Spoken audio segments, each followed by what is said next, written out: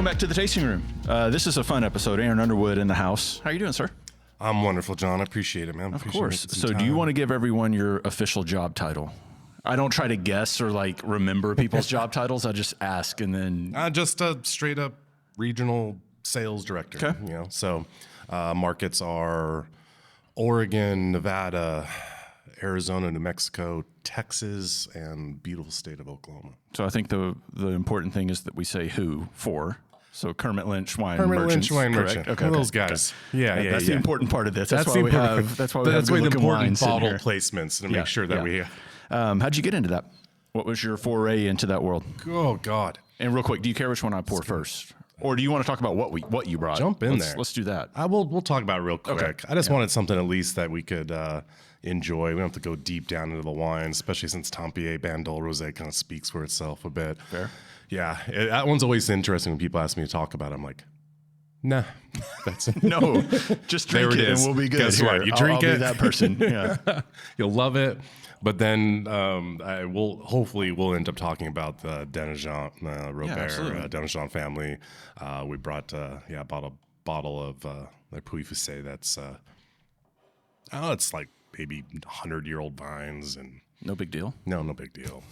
So back to my question: how did you get into this world? Oh, from the wine hub of the Western United States, living in Reno, Nevada. You know, Right. got to be the only guy that's found his wine career out of Reno, Nevada. Usually people More power to you, though. Yeah. Yeah, most people find out they're a wino or something in Reno, Nevada. I ended up moving up there and 18 years ago. From Southern California. I was a stockbroker in Southern California. Hated my life. Just horrible. Not something I wanted to be doing for long term. And had some family move up to Reno that I followed and had no idea what I was going to do, like at all. I'm like 31 years old. A friend at a bar that I met said, "Do you want to work at a restaurant?" I'm like, am I a little old for that? For never doing this ever. I never worked in a restaurant in my life. Right. It's like, just come on, you'll have fun. You know, it's a good group of people. You do it. Go there. I was horrible, like the world's worst server ever, man. That's a pretty bad statement. It was difficult. You know, I'm in a new area, had no idea like what I was gonna be doing. I'm just like, okay, I'm gonna jump into this world. And it was a soft opening of this place. This lady, I'll always remember this. So you're lucky this is kind of a romantic, good story here. So right, absolutely. I feel honored to be hearing this story. Probably too many people have heard this one. At the restaurant, it's a soft opening. This lady comes up to me. She's like, "You guys have this by the glass. I cannot believe it." I'm like, "What is it?" She's like, "It's a Sancerre." And this is before the Sancerre craze we have now. I was like, I had to say, I was like, I have no idea what that is. She's like, "It's Sauvignon Blanc." I said, "I do not like Sauvignon Blanc." And she goes, Try this. Yeah. "Try this." And I remember the moment, remember the lady's face. I remember where I was at this bar of the restaurant, took a drink, and it's like electricity. It was wild.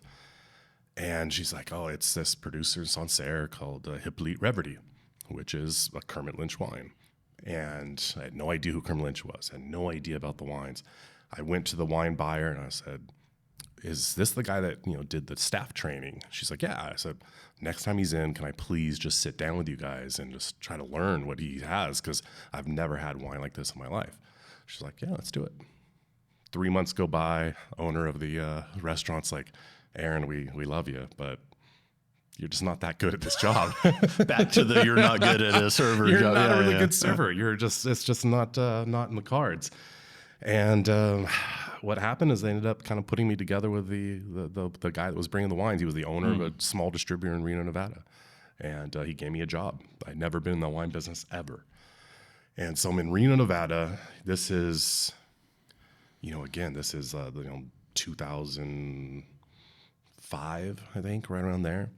In 2005 in Reno, there was a distributor there called Cepage that had Kermit Lynch, Louis Dresner, Jenny and Francois, all these like really niche, very difficult to sell in a place like Reno, Nevada, where everyone, a 2.5 hour drive from Napa Valley. And that's all we got to do. That's all we had. I had no California wine to be able to offer. So you're just constantly showing all these just gorgeous wines. And I think it was like I had that work ethic of being in the finance business. And so I just took it very serious and I just went in it. And it went really well. And ended up getting a job offer from a California wine producer. And I took it. And then got a phone call from Bruce Nyers, who was at that time the national sales manager for Kermit Lynch and probably one of the most iconic people in this wine business there is. He calls me up. He's like, "Why?" He's like, "What are you doing?" I said, I got to take another job, man. He's like, "I need you selling wine." I'm like, I want to work for you one day. So I want to get experience working for like a producer or managing markets. He's like, "Okay, all right, do it." And it was 4 years later, I got a phone call just before he retired. And him and Lyle Rails back and Kermit Lynch, they're just like, come on board. We have a spot for you. And if anybody would have ever told me that this is what I'd be doing, back in that day, I would, there's no possible way. Not because I wouldn't want to, but because I just never would have thought that I'd have that opportunity. It's, it's still every day I wake up going like, what do I get to do? Oh yeah. All right. This is okay. Yeah. Not a bad thing. No. So, yeah. And here we are now. I've been with this position for,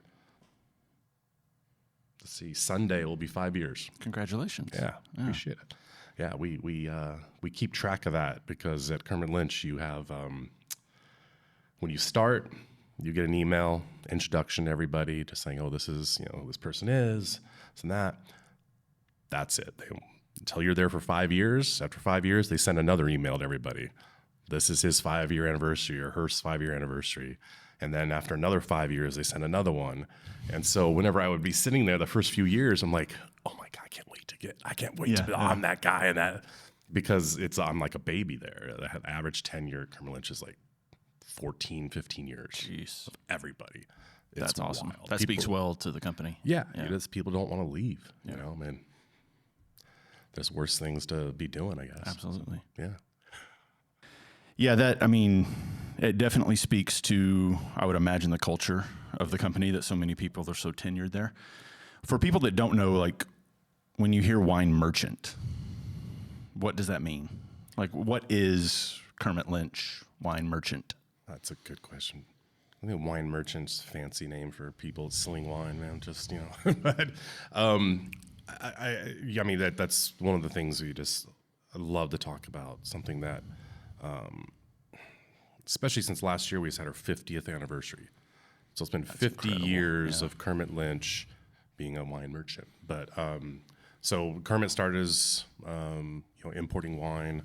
So we're importing just French and Italian wines only. Kermit got his start. God, he was in the Bay Area. If I remember this right, he was buying carpet scraps from people and making women's handbags out of Let me pause you for a second. You said carpet scraps. And in my mind, when I hear the word merchant, I think of Aladdin, right? So carpet scraps, they're flying carpets. Well, like, that's what it fits. He's that good. Kermit Lynch made the first flying carpet, actually. There you go. That's how we brought the first wines over. And he would sell, the women's handbags he'd make out of carpet scraps at a flea market. Incredible. And then someone offered him money, I remember right, for the business. And he was just like, sure. Take it. Yeah. Then just fell in love with the culture of, and that's a big part of like what we do is the fact that, there's that culture in old world countries that have been, drinking wine. It's a social event. It's a social, it's also part of their cuisine. It's, maybe even the wines are, a certain way or made a certain way to match the cuisine they have in the area. And, we don't have that here. We just haven't, established that since we're such a young kind of wine producing nation. So when he was there, just kind of fell in love with that whole idea of people, you drank wine with food, with great food. Yeah. I love the idea of, sitting around enjoying a, glass of whiskey or something, and the same way I view like a big Cabernet or something. See, I didn't know you that well. I normally have bourbon, but I didn't know if you were a whiskey bourbon person. So I knew TC would supply the wines, And so I was like, all right, we can just do wine this time, but next time. It's been 3 days though. You'd have to catch me on day 1 in Oklahoma because after 3 days of it, of plenty of wine and whiskey and everything. Let's talk through your schedule. So I know last night you had the wine dinner at Amelia's. How'd that go? Amazing. Yeah. So well. She's a force. She's fantastic, and that restaurant is fantastic. Oh yeah. So I love being able to go there. I last time I was there, we did like a staff training and just talked about some of the wines they had on the list. I'm still to this day. I mean, I'm still shocked every single time I do an event that even in Oklahoma, which I mean in the best possible way, that there's people there that are like, I would never miss this. You know, I mean, this is the person who has been with me through my whole kind of wine drinking and understand that that's who I can trust and rely on. And they're fans. They're not just there because obviously they're fans of Amelia and being there at the restaurant, but being there at, for that reason, it's just so cool. It's just humbling, amazing. So we had that. We had a trade event that we did too at Oren. And then we came in that day. I was in Oklahoma City before that. We did a trade tasting there, did a wine dinner at a country club. And I mean, it's always just go. So, I'm actually only like 24 years old. I just look this way because of the go. Right.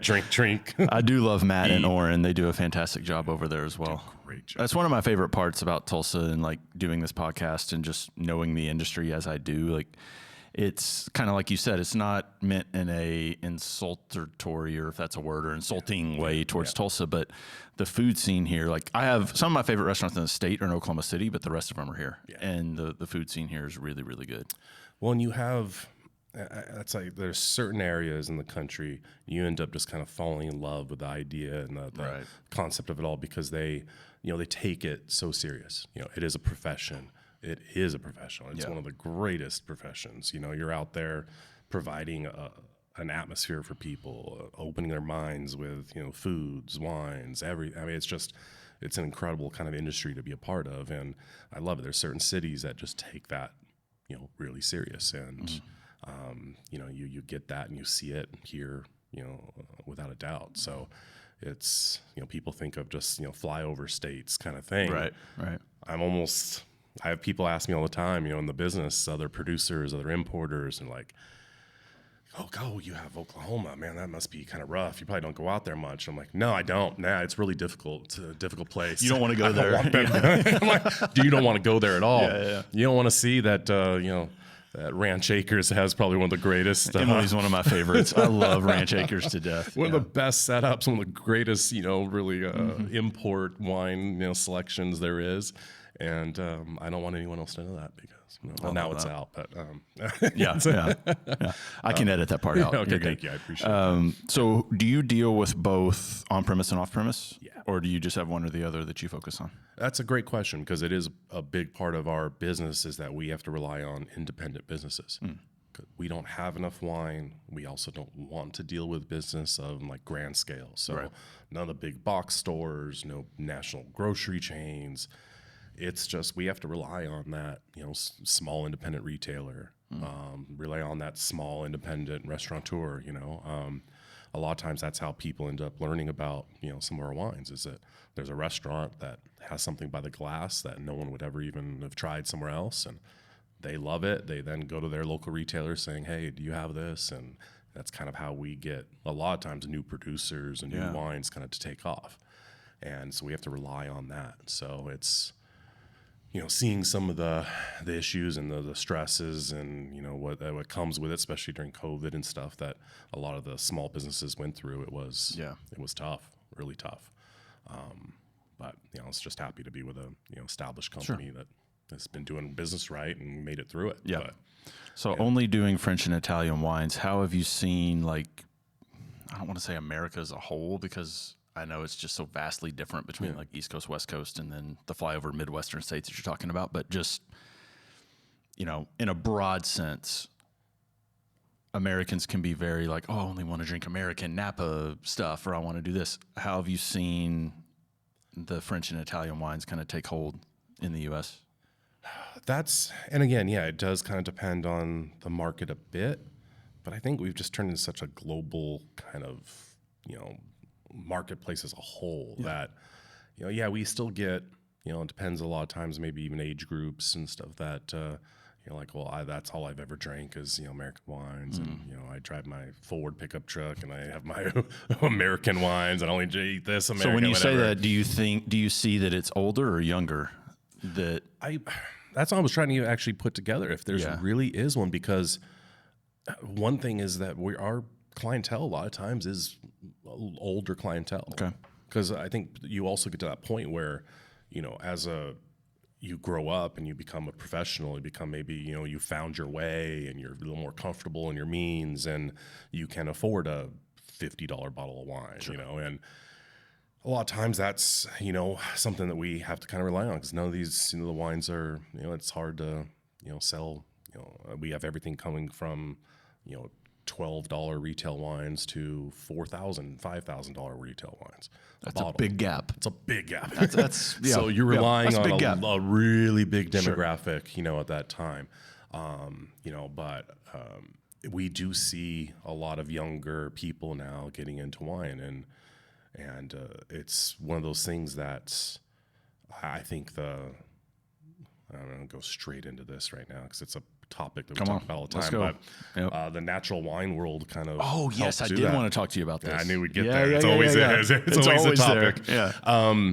I had to come to grips with that a bit because it's tough because it's gone kind of all over the place. But if one thing though it's done is it's got younger people to drink wine. And they probably would have never been drinking wine until they got much older.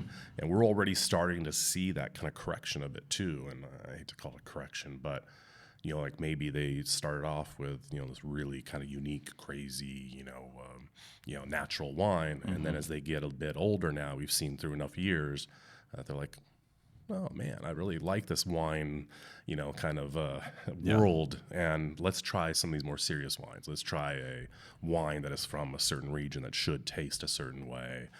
And that's when we kind of capture that audience back in. And so really it's helped us a lot. And in a way, we're a lot of times Kermit's been, and the producers we have been, inspiration for those people making those natural wines. So I'm curious, and you can plead the fifth on this or say, I don't want to answer this, but I've had people sit across from me that have both talked about the benefits and virtues of natural wine, and then people that have said it's marketing bullshit, that every wine technically is a natural wine if you make it correctly and this and that. Do you fall anywhere in that sphere of what do you think of natural wine?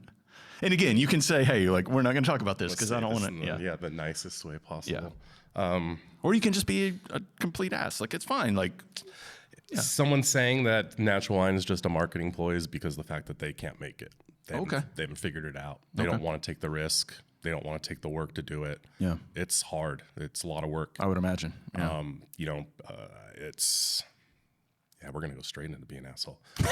If, you get someone who's just sold your, company for, hundreds of millions of dollars and you want your name on a wine label and you have a winemaker that does it for you. They just got out of school. They're going to make it. You want to make sure that wine tastes the same way every year.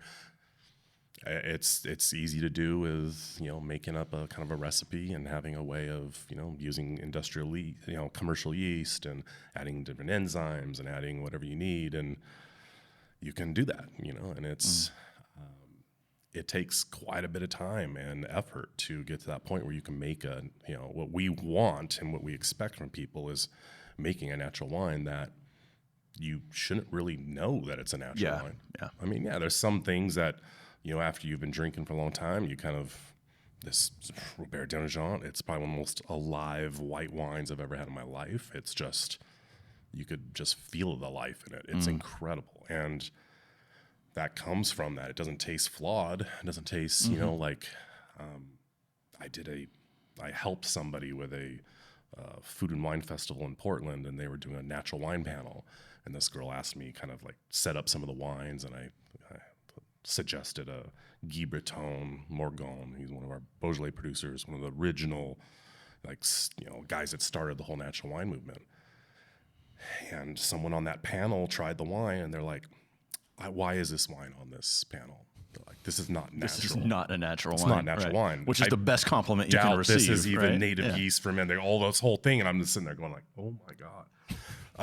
But that is it. That is, it's the fact that it just tasted like beautiful wine. It wasn't something they were looking for a flaw. You know, it's like, okay, if it tastes like shit, it must, okay, it's natural, you know? So there's the point where it does get a little bit too much for us. And, you know, I would hope that people kind of jump onto that a bit, maybe thinking, shoot, well, maybe I need to be looking at this at more of a grassroots kind of way. I mean, I think that Napa and California as a whole kind of gets a bad rap at times because, I mean, you've got places like Frog's Leap or Gurgitch Hills.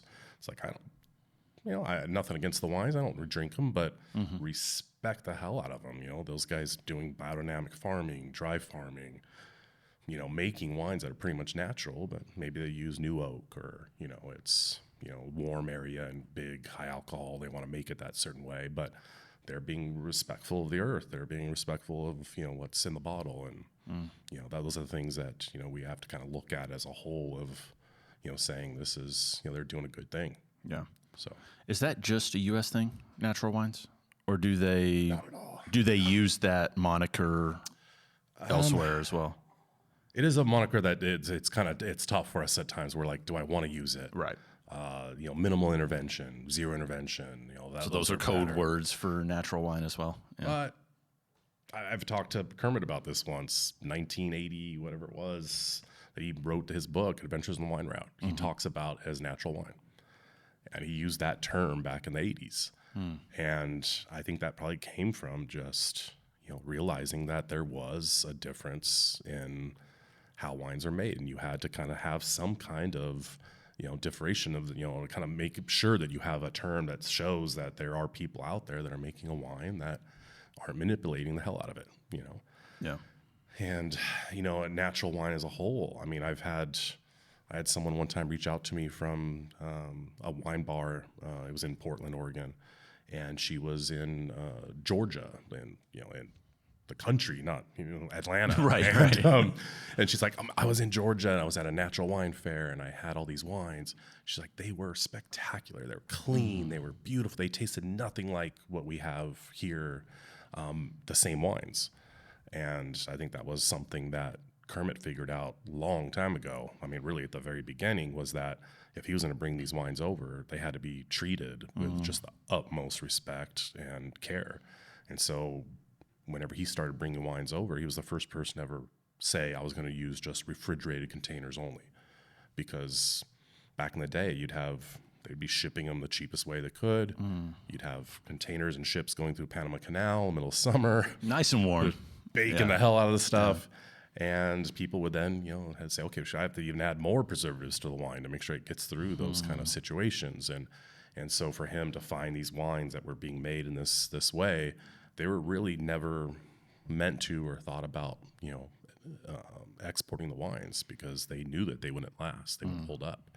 And so that, you know, we still to this day, every one of our distributors has to sign an agreement saying that they will use refrigerated containers.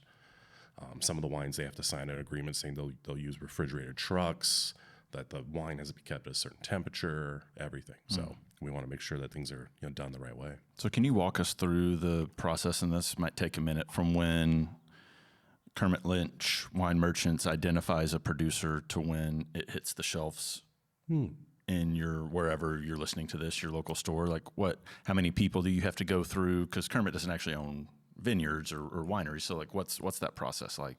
That's a good question. Cause, I mean, we're looking constantly. We still are now. We have 200 producers in our portfolio.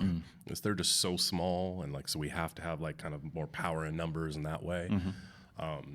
So we're constantly looking. And so it's doing that groundwork. A lot of times, you know, especially when Kermit talked about it in his book, that he would be out just practically knocking on doors, you know, just like, hey, how are you doing? You know, I don't know much French, but you know any English? No? Okay, well, we'll still bring this out. Wine is the universal language. Can I drink wine? Exactly. Can I have some of your wine?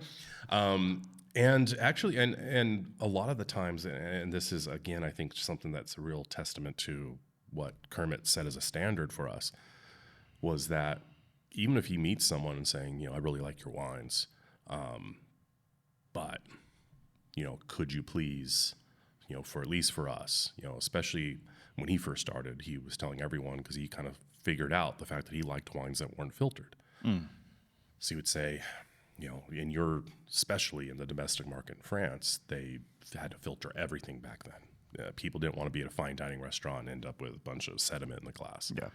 And so they would filter it. And Kermit would be like, please, if you can, for our, exports, and when I'm bringing the wine over, if you can not filter the wine. And so some people would have to kind of maybe change the way they were doing things a bit. Maybe we even go see them and we're like, hey, can you, if you really could change up some of your farming techniques, we think you have incredible terroir. You have just, the makings of a great, great wine. And sometimes it takes years, through that process of getting them to that point. And then sometimes you just find someone, you're like, let's go. Come on. Fill up a container. Let's go. But we do have a different business model though too. So we can there's always a gap, and there's also maybe even we can make it happen a little quicker too, because we don't really inventory the wine in the United States. Okay. So Gotcha. best way to store that wine is those cellars that are underground that are perfect temperature, and it's kept there. And if they've got the room, so all of our distributors through the United States, we help them put together containers to bring wine over, and they do that multiple times throughout the year. So, when we meet with them, or whenever we have people out there and, kind of putting that together, they ask them, and they're like, well, then can you please just stock the wine for that year, and we'll try to ship it as soon as we can. But we just like that idea of having it be home that whole time. Sure. Especially with how expensive it is to store wine in the U.S. So from the moment when they ship it over, does it go to one specific place in the U.S. and then you guys coordinate shipment from there? Or does it go to a bunch of different places? That's like the beautiful thing about this business, is that there's so much to it behind the scenes. It's like everyone I see, especially any friend that follows me on Instagram, because they're like, I never get to see you because you're traveling all the time. And then if I'm home, I'm gonna follow you on here. I'm just with my family. It's like I get home, I just want to be with my family because I know I'm going to travel again or whatever. And they look at it and they're just like, oh, what a life. Look at this. You're just always eating and drinking and doing. I'm like, yes, I am. But, there's a whole lot more to that business. And like in the background, we have like a whole department that helps set up all of these small limited containers. We have this whole program where, like, especially like small markets, where even Oklahoma's not that small of a market anymore for us. We help them put together, containers, because instead of someone just saying, oh, I can do, 1,300 cases of wine on my own, if they need to ship 200 or 300 cases, we help consolidate all that. Yeah. And we have a whole department of people that are just phenomenal. That's awesome. That's what they've been doing. Some of them have been doing it for 30 plus years in our department. And I mean, that always, to me, is always kind of something that I have to remember, because there's someone at Kermit Lynch that's at a computer, not out here me doing wine dinners and drinking you get the wine fun part constantly. of the job, right? And they're as happy as can be. They just love being a part of it in any way. So it's, again, speaks to that culture. But you have to have all that. So we actually help them consolidate all of it. We'll have containers that come into each market, and they come straight into, a local port, and then the logistics we set up and help them with the logistics to to their warehouses and everything. So here with Syndicate Revolution, they have probably containers coming in every other month. So that's a good amount of wine. Yeah. It's usually 200 to 400 cases each time. That's awesome. Just flowing through. Yeah. So obviously France and Italy are kind of the epicenter of old world wines. Has there been any thought of expanding beyond those two countries as far as finding producers? There's people who do amazing jobs at other countries, Spain and Germany, Austria, Australia, whatever, anything else. And there's people who have been, some people have been focusing on those even longer than we have. So I think that's something that Kermit's been like, that's enough. Even for us, it's like, whew, between France and Italy, I mean, still France is a major part of our business. A lot of times I still get people that go, oh, you guys do Italian wine? It's like, when did you start that? It's like 1972. A long time ago. Right at the beginning. But I'm going to swap these and try the white. I think it should. In fact, that's probably something we should talk about. Let's talk about this one. Especially as we got into a little bit of the natural wine kind of phenomenon stuff. So what makes this special in your mind? They're just magic. There's some kind of dust or something. I have no Pixie idea. dust or something. I mean, the process, like I'll try not to get too boring with this it's go into the weeds with it. That's delicious. What they do, the process of this just still boggles my mind. So Robert Denogent and Puy-Fusset, so you're way far south. Usually it's going to be a bit warmer there. A lot of people in that region have made kind of a lot of bulk wine and, just put it out there as it's, Burgundy as a whole is kind of looked at it as, as things have gotten so expensive within, especially just the Côte d'Or as a whole, they look at it now going, wait a minute, there's some serious, amazing terroir there, people that are taking farming more seriously.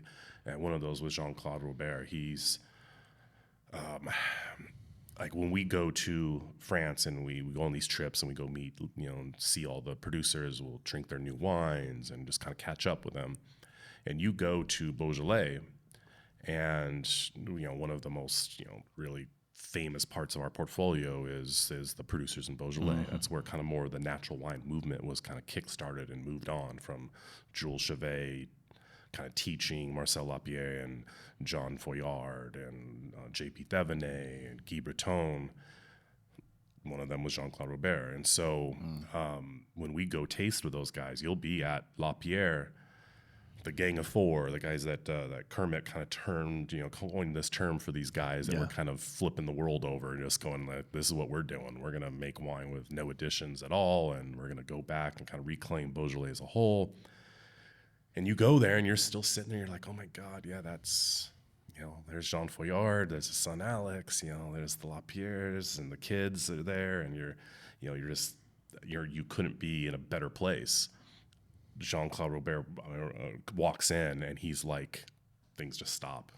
He's like the godfather. I was going to say the godfather. He's like the godfather. He comes in, he sits down, everyone else is kind of standing around him, the little younger kids, and you're like, wait a minute. I mean, he's way down here. Like, why he's up with these guys? That reputation. His kids are best friends with Mathieu Lapierre and Camille Lapierre, and just the next generation of these people in Beaujolais, and they're just welcomed, with open arms. And his kids, especially, they're amazing. They're quite characters. But like a wine like this is freaking delicious. 90-year-old vines. Everything's farmed biodynamically. They use a horse to plow. They do. There's really almost zero. There's certain vintages they will add SO2 to the bottling. There's certain vintages they don't at all. They have this whole process that he was explaining to us one time. It was just fascinating. They'll take a bottle that hasn't had any sulfur at all, open it, try it, let it sit for 10 days. Just open wherever? Opened. Okay. If they come back to it and it hasn't, some flaws haven't kind of come up, they're like, okay, cool. That we don't have to add SO2 to that. Wow. 10 days of being open. That's incredible. And it will. This wine, we're doing a disservice. I mean, really, it should be open for about a day, which is really rare for, this style of wine. I mean, what does that do to it? Wine. Just leaving it open like that? Like if you were to buy this bottle and you were to take it home, you're saying you should open it and let it sit for a day before you pour it? I would open for a day. It's. I would not say that about many wines. Yeah, that's really rare. That comes straight from them. They're just like, you should, most of our wines, just because of the fact that they need that time just to kind of come together. Yeah. And they also need some of that, a little more interaction with air. Well, it reminds me, we were talking about whiskey and bourbon earlier. Like once you do the neck pour, and then that air gets in there, it totally changes everything about it, and you have that little introduction of oxygen. But that's something for them, is like they use it as a tool. So when they do a press, like when they press the grapes, they do this really slow, drawn out press, like some people do in champagne. And what happens is you get this run of the juice. They want it to have exposure to just a bit of oxygen. And it just gives it a little tiny, little bit of an oxidative quality to the wine. Yeah. they are going for like ripeness over acidity, because in that area it's a little harder to get both of those together. Sure. So they go for this nice round ripe version, even though it tastes highly acidic for us. They find acidity in farming, and so the way that they're farming is how they are kind of introducing acidity to it, which that is the limits of my knowledge at that point. Fair. I have no idea how that is or what it is. They have found it that way. I mean, that's the way that they've been able to farm. That's how hands-on they are in the whole process of it. Yeah. And you get this bottlings that at one point it kind of drove us nuts, because they do a native yeast ferments. And if they're a very, very cold cellar, they'd have fermentations that get stuck for 6-9 months. And we would come down there and we'd say, okay, let's taste the newest vintage. And they're going through like their 19s, and then they'll pour one wine that was a 20. We're like, what happened to the 19 of this wine? They're like, oh, it's still fermenting. We're like, well, what? You're going to skip You a have vintage? to have so much patience to do that. And just no fear whatsoever. Right. And you so, know it'll turn right. You know, like it'll happen at some get point. there Yeah. if you just let it just kind of do it. And most people don't have that patience or the. I was going to say money probably plays a large part of that. These guys don't have money. Right. You own land, you own your building for generations. You are just making wine, but you want to make it. No doubt. I don't care what kind of risks we're taking. If we lose something or whatever, they're willing to do it. And a lot of people just aren't. That kind of goes back to that original conversation. Some people just aren't willing to do that. You know, and it's so much easier. I mean, I've done harvests before. I've gone through a whole winemaking process with people, and having someone who machine harvests, it's cheaper, quicker. Going through hand harvesting everything, which all our producers do, a lot more work, a lot more skill involved with it. I've sat at a sorting table of watching grapes come through off of a manual. I mean, off a machine harvested grapes, and it's just sludge. Yeah. There's nothing to even recognize. I mean, there's little animals, and it just picks up everything. I mean, it's really not fun. It's much easier though for them. It's easier at that point then just to say, I have no idea what's in this, so let's add a bunch. Let's add commercial yeast to get this started. To make sure. Let's dose this really quick with some SO2 to make sure we kill off anything that could have come in on this. It's it makes sense. Yeah, it does. It does. Yeah, but even more so, almost doesn't make sense to see what these guys do, because of how much risk it is, and how difficult it is, and how. And that's why they just have our utmost respect. Yeah. So I'm curious the process of finding a producer. Yeah. That Kermit goes through, especially because I'd imagine his threshold of I want to do business with you or not is really freaking high. So how often do you add new producers? Are you always looking, or are you good with the 200 or so that you said you have right now? Constantly looking. Okay. Constantly looking. It's a lot more work for us. We're not involved in that as much. I mean, we'd love to do that, but that's a dedicated job. So with Kermit now, he's fully retired. He's living in Bandol. He's at a home there in Provence for some time. He would live in Berkeley and then south of France on and off. I think since COVID, he's pretty much mostly just stayed down there. So now it's mostly, there's two people, Dixon Brook, who's the president of Kermit Lynch. He's been there for, I think, 30 plus years. And then Anthony Lynch, Kermit's son. Okay. So, I mean, it's still like a family run business. Dixon started in the retail store. Yeah. I mean, just working retail store, doing whatever he could. Moved then over to Beaune to work in our offices in France and just try to be as immersed in it as possible, and moved his way on up, and it's nice to be able to see that. But they're out there constantly looking, and it's, I would think it's a pretty difficult job. I've talked to Anthony about this a few times where, he says that there's areas, we're looking at Italy a lot right now just because France has had a lot of issues with climate change, like massive, massive issues, and just, really not finding I was actually reading about that the other day. Consistency. I mean, Yeah. I'll always remember this. Last year, I came here for doing a trade show here, and as soon as I landed, I looked at my phone and I had an email saying that there was tornadoes that hit in Chateauneuf-du-Pape. And I'm landing in they Oklahoma. had a tornado. Never in recorded history. Right. And I'm like, am I mixing my brain as just like a little fuzzy? Is it saying that there's a tornado in Oklahoma? Because that's not really a headline. That can happen. It's Tuesday. Yeah, it's a Tuesday. Every other Tuesday in April. And it was, they had a tornado come through and wiped out all the fruit. Like we really don't think there will be a 2022 Vue Telegraph LaCroix, which is one of the most iconic wines in Chateauneuf-du-Pape. They lost pretty much all the fruit, but that stuff's happening. And then we're having, droughts. They're having Burgundy. I mean, Burgundy is still one of our top money kind of dollar producing regions.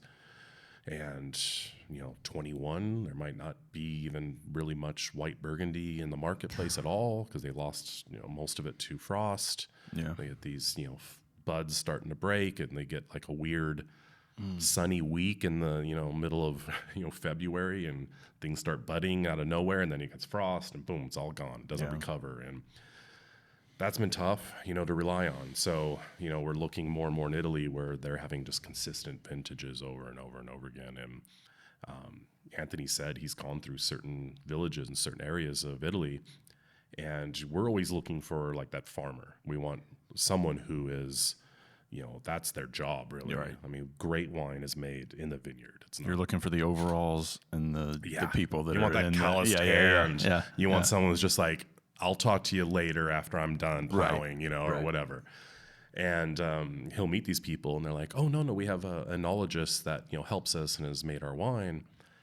And he tries the wine. He's like, okay, this tastes kind of just very basic, and goes to the next place, exact same enologist making the exact same wine. And he's like, oh gosh, it's very frustrating. You might spend a whole week, that you have in one spot, and that's what you run into.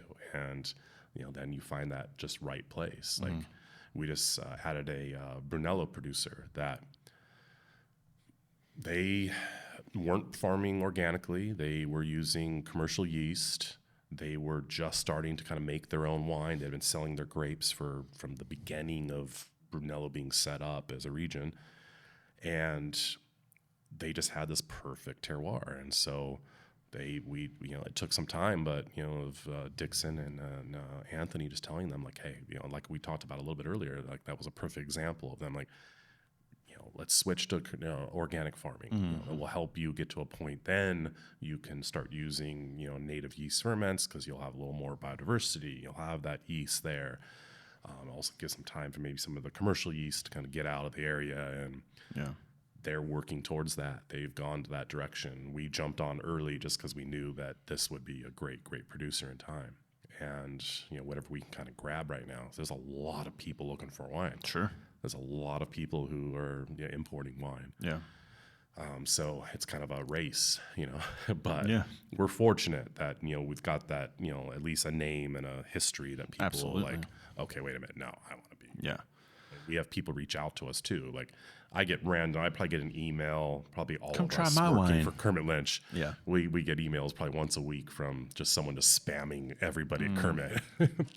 I'm in Chile making wine, and Kenny and I were like, no, best of luck. And still I get we get invites to some, some wine festival or something, trying to get us to try the wines. And, I just need to start telling them to send me samples, I guess. That's the way to do it. Yeah, absolutely.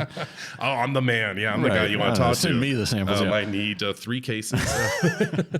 So I'd imagine if you're able to tell these producers like, hey, let's switch you to organic farming, let's do this, that's an exclusive deal that they make with Kermit, correct? So like if they're the only way they can get their wines into the U.S. is to go through Kermit. We try to. We look for it. Okay. But because that could be wholesale changes that you're asking them to make. Yeah. So I would assume it was. Those are, and in those situations, it probably usually is. It is usually someone saying, okay, we do really want to be exporting. You're the one we want to use. We'll listen to whatever you guys kind of have to tell us. But quite often, like there's people who got that, again, inspiration from Kermit, with Kermit just opening a retail store in Berkeley, California, and then him going to these people directly and not relying on other importers and just saying, okay, I want to bring in wine just for my wine shop, because that's all it was for decades. I mean, it was for quite some time was just bringing wine into his shop. So it wasn't about selling wine all over the country. Such a great expansion from that start, and from making the flying carpets to then yes, doing and flying this. carpets Like, I mean, to it's then just importing such a wines great. without using flying carpets. I mean, that's where he really made Prince a mistake. Ali would just love him to death. It would just be the best. Oh, now my daughter can listen to this now. She'll be able to relate to it. Probably the rest of it, but Yeah, right. there's so there's a lot of times then there was shops that did the same thing. So sometimes we'll find a producer that says you can, we'll give you the wines, but you can't sell it in Oregon, Texas. Oh, they get Utah. that specific. Okay. Because they probably had someone at one Other point relationships that came with- in and yeah. just said, "Hey, I can't buy all your wine, but if I buy a pallet of it a year, will you let me direct import it from my store?" Is that a normal thing in the industry? It has become some sort of one. I mean, there's a lot of them that have gotten that kind of creativity and going, okay, wait a minute. It is creative. It is. And it's better margins for them. Sure. They're able to bring in wine and not have to pay through another importer and have someone else to do that with. It's just tough. You're looking for then really, really small producers that don't care. They're like, yeah, all right, I can give you, 30 cases a year or whatever. Yeah. Where we're looking for quite a bit more, but not always. I mean, we have a couple producers that we bring in maybe 100 cases, and that's it for the whole United States, or maybe only 30 or 40, and they just go into California just for the retail store. Yeah. So we'll take it all if it's great wine. It's just, we're happy to have it no matter what. Sure. And, we got to make up a website page for them. We got to do all the importing stuff, get all that That's work. one thing I do appreciate just to do about that. Kermit's website is the info on all of the producers. Like, you click on any one under the France or Italy tab, and then, I mean, it's a whole backstory. Like, it's love it. fantastic. I love it. Yeah. I used to have a hard time with it because I have a lot to do. I have a lot of a job to do. Yeah. I'm. Are you writing those? Going around? I'm not. They'll ask us sometimes if we want to write like parts of the newsletter or something like that. They're the ones doing like an interview with the producer, finding out what they want on that for a marketing standpoint. But I've actually had quite a few because it's hard to kind of keep track of 200 producers. a lot. Of a couple thousand SKUs. So knowing what the cepage is on a certain wine, or the blend of that wine, the barrel regiment, the history of that producer, sometimes my brain doesn't work. Especially after being 3 days in Oklahoma, doesn't You work say as that like well it's as a it bad should. thing. I've had buyers correct me or help me. Like, I'm like, oh man, I'm trying to remember what's exact. And they're like, oh, I think that's 75% Grenache, 15%. I'm like, they're all at least according to the text sheet. And you're like, Okay. that's awesome. Yeah. Thank you. I used to at one point be like, oh my God, I'm never going to know as much as like some people out there in the business and knowing the wines. Yeah, you get over that pretty quick because there's people that have dedicated their lives to that knowledge aspect of it. There's a lot more that we have to know and keep in mind and do. But that passion's there to try to learn as much as you can. But there's a lot of information, a lot of stuff that we got. But that website, we have literally dedicated department. That's awesome. That's all they do. Yeah. And I mean, I always like bringing it up too, is that we still send a printed newsletter to people for free in their mail. If they I want love it. that. Yeah. I mean, that's old school That's marketing where it all right there. started. Yeah. I mean, that's how actually I think what did it for Kermit was that whenever he would bring these wines over back in the 70s, no one knew what they wore. I'm going to be honest with you. That speaks to me, and TC will laugh at this, but back in his previous days at different restaurants, I'd come in and he'd bring a bottle of wine and he'd start telling me what it was, and it would be like Charlie Brown Teacher in my ears. And I'm like, I don't know the words you're saying.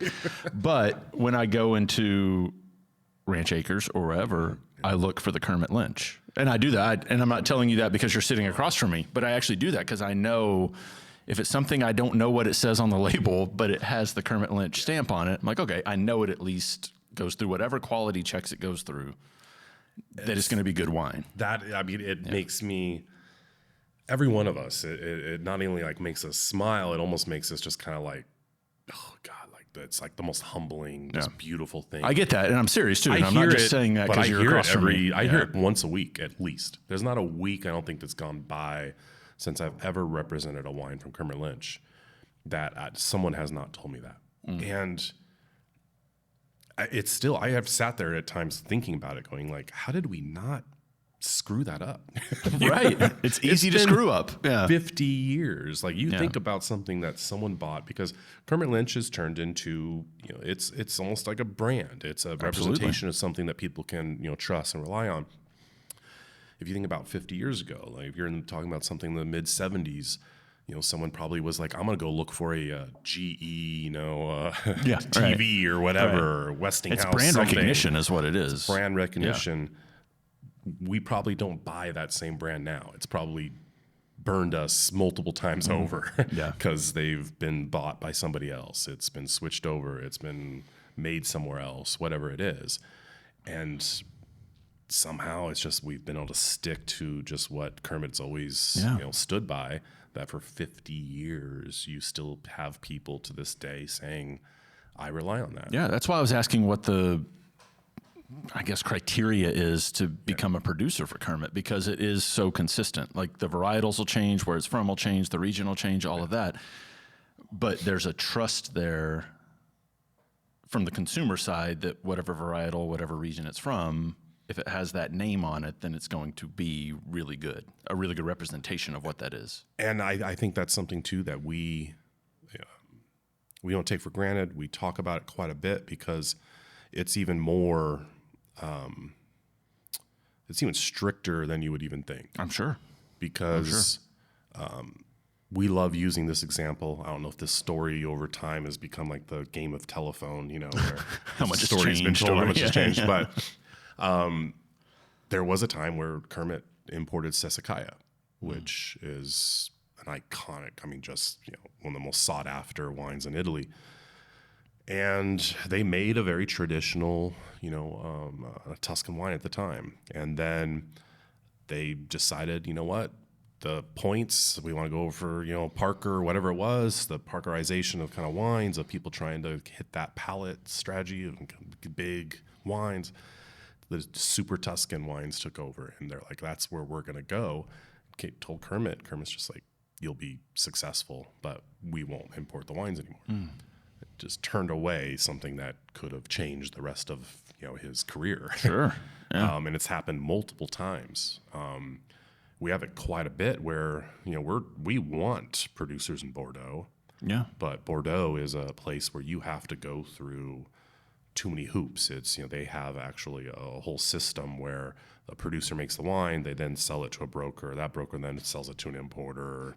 You can't deal directly with the house. Thanks. Yeah. So Kermit would just say, screw it. You're not gonna let me go around, meeting these people. But he would find certain people who then would want to, like, no, we're making wines along your ethos of what you want, which again is going to be, people are at least farming sustainably. It's hard to use a requirement as like organics because you try to tell someone who's learned how to farm from their great grandfather, who learned how to farm from their grandfather and great grandfather, and you say like, oh, why aren't you certified organic? They're like, what the hell, man? We haven't changed how we farm. Right. Why should I then have to get certified for something that I farm better than someone who can say that they farm organically? So it's more of just then you need that history.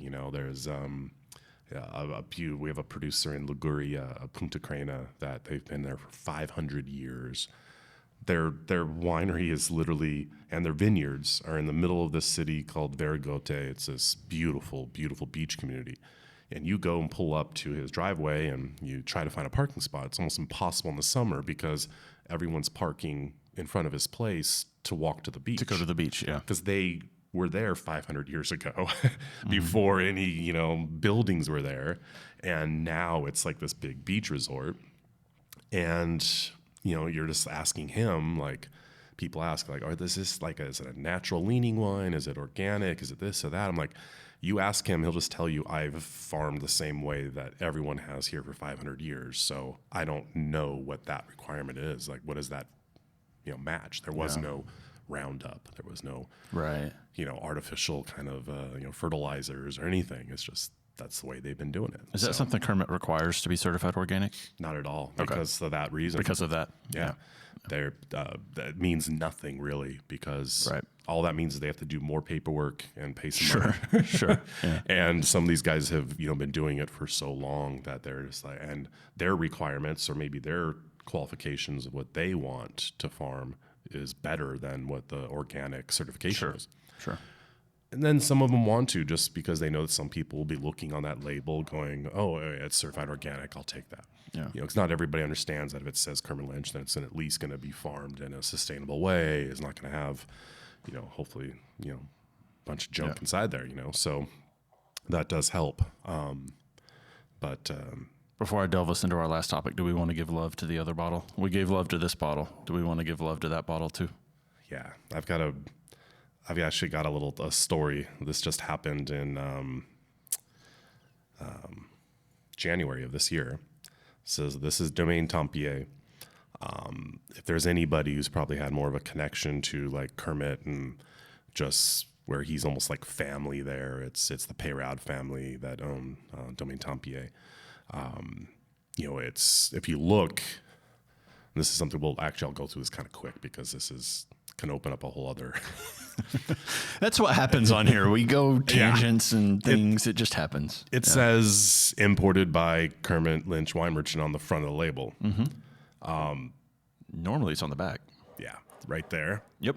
So there's been other importers who have used that as a knock on Kermit Lynch, going, dude, he's putting his name on the front of a producer's label. This is their real estate, not ours. Right. Back label is us. That's where we've got to put the information, all the warnings, all that stuff. Like, how dare they do that? It's like such a it's like a faux pas in that world or whatever. Like, don't you dare do that. Yeah. And so I remember Kermit telling me this one time at a dinner, and he's like, somebody was saying that like using that against me, and it was on a wine forum online, and I just cannot even imagine seeing Kermit doing this. He went online, made up a name for logged in, registered on this forum, and his name was Kermit Lynch on there. Not hiding who he was. Not hiding anything. Right. And it was a topic of conversation of someone saying that, going, what an arrogant asshole that he would put his name on the front of one of his producer's labels. And he went on there, registered himself, went on there. You can still Google this. I found the forum and everything. And this was like 15, 20 years ago. Like, didn't even know there's forums involved. Honestly, yeah. And he went on there and was just like, I am like deeply hurt by this. He's like, I've had these producers come to me and say, can we put your name on the front? There's only so many people that are going to turn it around constantly. And he said, no, not at all. That's not cool. That's your label. That's your domain. And they just kept bugging him about it. And it just started happening. And Tempier is one of those that feels just honored, even though we are even more honored to deal with them. Absolutely, yeah. That they put, imported by Kermit Lynch on the front. And that's how kind of a close relationship we had with them. And for me, it's still my be-all, end-all. I could drink Tempier every day for the rest of my life. Yeah. Rosé, whites, blancs, the reds especially, it's just, to me, perfection. And part of my job of being able to go and meeting these people, and she would go on these trips. In January, we had dinner with the Peyrade family in their home, and it was just one of those moments where I was like fighting back tears the whole time. You're just like, oh my God, I'm here right now doing this. Yeah. Daniel Ravier is the winemaker there, and they've kind of adopted him as practically like family. He's a genius. I think one of the greatest winemakers there is right now. And he would go around to people asking them, like, what's your birth year? And I'm sitting there, like, regretting this question because my birth year is 1975. It's one of the worst vintages in all of France has ever had. And he's going around asking people, and there were some pretty good vintages that people were born in. He's like, I've got that. I've got magnums. We keep magnums. And he comes to me, and I say 75. He's like, no magnums. And it made sense because 75 was really low yields, really difficult vintage. He goes, but I have two 750s, and I'll bring them. And I'm like, you got to be kidding me. He's like, no. I said, that was a horrible vintage. He's like, yes. He goes, I'm going to bring you those two bottles. Brings them out. again, every time he'd bring out one of those magnums of someone's birth year, they'd be like, take a picture. Sure, look absolutely. Look at this. Look at this. Yeah. And we'd have it, and they were beautiful. The 75 comes out, and I try it. I'm just like, all right, is it just me? I'm in their house. Is it product of circumstance? Exactly. Yeah, the winemaker poured it for me. It's like the greatest thing I've ever drank. Of course, it's like part of all that. Whole mystique is there. And I was just like, I was beyond thankful. He let me take the 2 bottles with me they're empty, and I took them. And the next day we had lunch with Kermit at Clos Saint Magdalene in Cassis. It was a beautiful property. And he's asking us, like, what did you guys drink last night? We all went through our birth years. Oh man, he opened up this one. And he looks at me, and I said, he opened up my birth year. He's like, what is it? I said, 75. And he stops. He's like, greatest vintage they ever made. I said, Kermit, how can you say that? It was like legitimately one of the worst vintages there was in all of France. He goes, that's why it's the best vintage they ever made. He goes, he's famous for, at a time when Parker, a lot of different reviewers were saying, this is your vintage chart. So if you're going to buy wine in Burgundy and Bordeaux, Barolo, whatever, these are the vintages you look for. That pisses off Kermit so much. Pisses off the producers, too. Sure. Because these producers that are making, I mean, that means that bad vintage is probably just broke them. Yeah. They had to put so much more work into what they were making. Some producers just, it's a bad yield, bad vintage, whatever, will do the best, but whatever. And it shows. The people who then look at it going, this is I'm ready, let's take this on, and I'm going to just do the best I can. This is how I'm going to get around this drought or mold, mildew, whatever the issues they had. That's why he's like, I think that is what makes that wine so great, because they made a beautiful wine at a time when no one else made a wine that was even barely drinkable. And he goes, that to me was a sign of, the best wine they ever made. And he put in his newsletter one year just a blank page. Here's my long-awaited, list of the best vintages, and it was a blank page of his newsletter, and in the back it just said "Drink by producer." Support your producer no matter what. Yeah. You have someone you love their wines, see what they did, see what they what they had to do to deal with this, or actually at least see what happens whenever there's lower yields or there's too much yield. There was late rains, there was droughts. You can see that on the palate. You can taste it. You can see it by looking at the wine. And I mean, why cherry pick just the best vintages? You're not learning anything at that point. So, yeah. That's a great story. That makes me want to go hang out at their house. Oh yeah, it's. I don't know how the '84 vintage was, but I would like to figure that out. It's Tempier. I mean, right? It'd be great. It's gonna be brilliant. But this is probably one of the most famous, most iconic rosés it's on delicious. the planet. It's also something that people don't realize is that this is a baby. It's 2021. This thing's got a long, long life ahead of it. These can be drank, 10, 15 years easy, even more age on them. So that's what I love about these wines too. I love that. Yeah. All right, last topic, and then I'll let you get out of here because I know you have a flight to catch at some point today. In your travels around the country and doing what you do, I like to ask people any industry trends that they've noticed, any directions they see things headed, as far as maybe varietals or just attitude of the consumers. Have you noticed anything shift in the last year or two since everyone's kind of back to normal after 2020? I think just, again, more people drinking wine, which is really cool. Yeah. Of just youth, older, just across the board. I think just people are getting a lot more, educated on kind of what's going on in the wine business too. And probably one of the most important ones is them being educated on the fact that there is a difference between someone who makes a kind of a commercially made wine and someone who's making something that shows their soul, their personality, the terroir of the land, the region, what they're dealing with as a whole. And you're seeing that a lot more. You're also seeing, people really kind of taking this serious. I mean, I've got to do a little plug for one of my favorite wine bars in San Antonio, Little Death. These guys, shout out to Chad and team. I'll tag them in that. Yeah. They're in San Antonio, a place that probably most people think is like a an island with no wine whatsoever. And I would you're not have just thought of a good wine nothing. bar in San Antonio. It's brilliant. It's a great spot. I would have thought of Mexican like food and the funnest San Antonio place. Spurs. Oh yeah, That's where my mind would have went. they're still big fans of the Spurs. That's for sure. But you see these places opening up all over the place. I mean, I still have people, again, whenever I'm coming to Oklahoma, I tell people, where are you going? Everybody always asks me, like, where are you going next week? Where are you going this time? Or whatever. Oh, Oklahoma City and Tulsa. Like, oh, wow, really?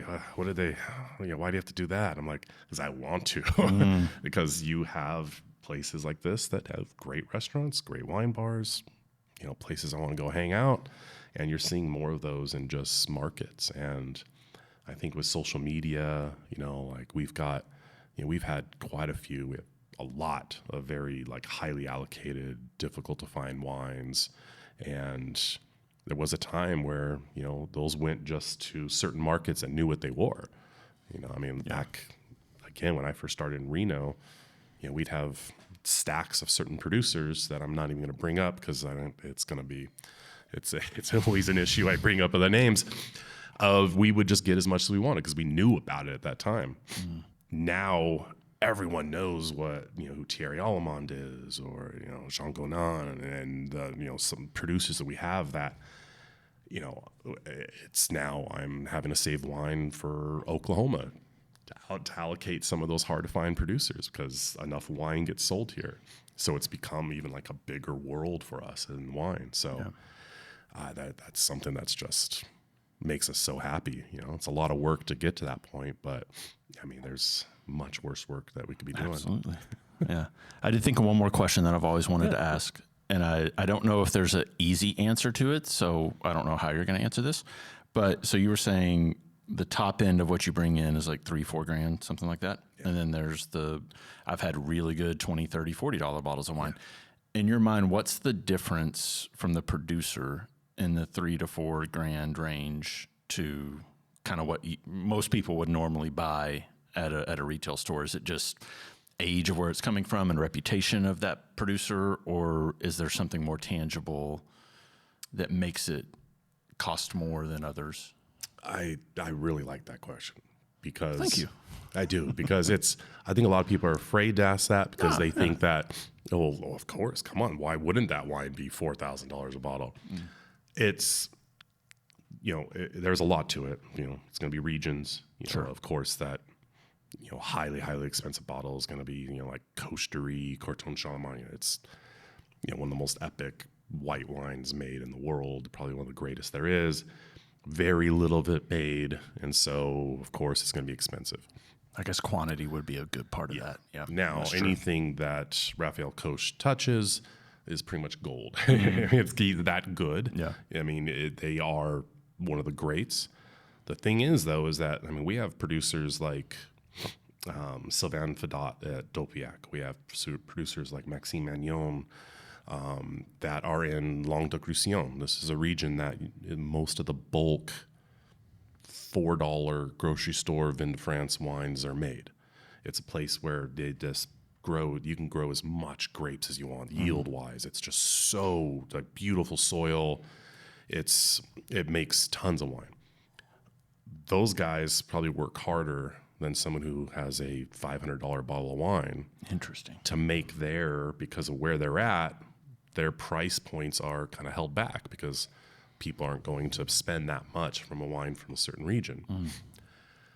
We have actually producers, Fontenesse and Chateau Le Roque. He makes both wines for both properties, his property and another one that I think more goes into. He has this 100% Cabernet Sauvignon in Languedoc-Roussillon, which makes no sense. That's there, that he's making it. That sells for like $15. I guarantee you more work goes into that bottle than pretty much anyone else we have in the portfolio. It's crazy to see the passion and the work and what goes into some of these. And so, it could be someone working their ass off for that $10 bottle, compared to someone working their ass off for a $5,000 bottle. It's all the magic that's in between that. Sure. So I love that part of it because that's where some of those gems can be found, where someone's just pouring their heart, and sweat and blood and tears and all of it into something that has a limit on how much money they can really make. Absolutely. Well, man, I appreciate you stopping by. Oh, it's my This pleasure. was a lot of fun. You brought some fantastic wine, or TC did. You and TC brought some fantastic wine. I bought both of those just yesterday over at Ranch Acres. And just going through, and I'm like, we gotta have some fun wines to be able to do this with. That. So I love that. Where can people read up more on Kermit and all that stuff? What's socials? What's website? All that. Appreciate that. I mean, it's a must. It's like almost a rite of passage in the wine world that, I mean, if you need one to break into TC's car, he's got like 24 books of Kermit Lynch's adventures on the wine route. So if you have 23 tomorrow, it's because I took one, right? Do you got good insurance? Glass breakage insurance, I hope. All right. Sorry, guys. That book, I mean, it really, again, something that people bring up to me every week too. It's like, oh, I read the book. The book is one of the most fascinating, really, he's a great storyteller. And Adventures on the Wine Route, you can still get it on Amazon for $13 or something. He did a re-release of it on the 20th anniversary, I think it was, or 25th anniversary. And it's just brilliant. It's a great writing style. And then, our website, but go on the website. There's an area for the newsletter. You can get an email newsletter. It comes out, or I always suggest people get the printed one. I'm going to get the physical Even copy. Even though it costs us money to do. Yeah. I mean, we ship it for free. It doesn't cost anything. I have people that bring it up all the time. Like I just had someone at a wine dinner at the country club in Oklahoma City that said, I just love the writing style of, Dixon compared to Anthony's, compared to Steve Waters in the store. And I'm like, it's almost like that he knows these people of like I've read about them and know them. And it's so cool. It's just such an amazing thing to see. And always just suggest doing it because there's such cool stories in there that, stuff that I learn all the time by reading through the newsletters, going through. So, we appreciate everyone, supporting what we do, and we need it. Sure. We don't sell to the big grocery chains and stuff. We got to rely on local people and local independent businesses, and we love what we do. Yeah. Well, next time you're in town, stop back by and we'll continue the conversation. We'll do it anytime, John. All right. Cheers, man. See you next time on the Tasting Room.